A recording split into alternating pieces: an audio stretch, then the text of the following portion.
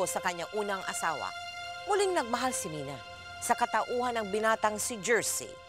Sa paglipas ng panahon, lalong lumalim ang kanilang pag-iibigan hanggang sa dumating ang isang desisyon na nakatakdang sumubok sa katatagan ni Mina at sa magandang samahan ng kanilang pamilya.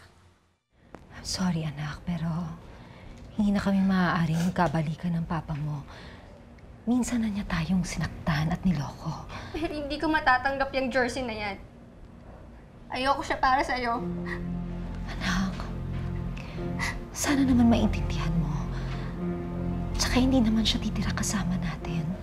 Ano yun? Hindi na kaya sa ibang bahay? Siwan mo kami ulit? Hindi, anak. Ganyan ka naman eh. Sanay na sanay kang mang-iwan. Hanggang kailan mo ba kami iiwan? Ha? Nangako ka noon na hindi ka nahanap ng lalaki. Pero ano to? Tama na yan. Sumawain na lang natin si Mama. Sana maintindihan mo ang nararamdaman ko. Naiintindihan kita, Ma. Pero kami, naiintindihan mo ba kami? Gusto lang naman namin magkaroon ng buot masayang pamilya. Namili ka. Kami ng kapatid ko o yung lalaking yan.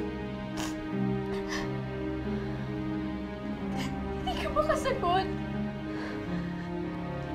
Siya lang ibig sabihin yan. Kalimutan mo na ako bilang anak mo. Lynn! Lynn! Dahil sa pagtutol ng kanyang mga anak, napilitang sumama si Mina kay Jersey.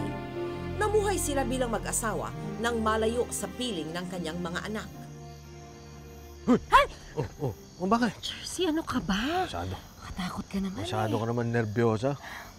Kasi namang hindi na nervyusin sa'yo. Teka muna. Bakit dito ka naman pumili ng titirhan natin? Bakit? Katakot naman dito. Ang liblib ng lugar. May mga kapitbahay nga tayo. 1 kilometro naman ang layo sa atin. Oh, anong problema ron? Di walang makaka-istorbo sa atin dito. Kahit sumigaw tayo rito, okay lang. Kahit tumakbo tayo rito nakahubad, okay din. Teka, makainom ka ba? Bakit naman tayo tatakbo na nakahubad? Hindi ba exciting yan? Namigil ka. Teka lang. Ha? Hindi ba nga wala nga tao? Halika na. Hoy, anong ginagawa mo? Magubad ka na rin. Bakit ako mag-uubad? Wala nang makakita sa atin. Ay, naku, tumigil ka. Dali na, halika na. Ay, naku, hindi. Naku, Ano? Halika rito.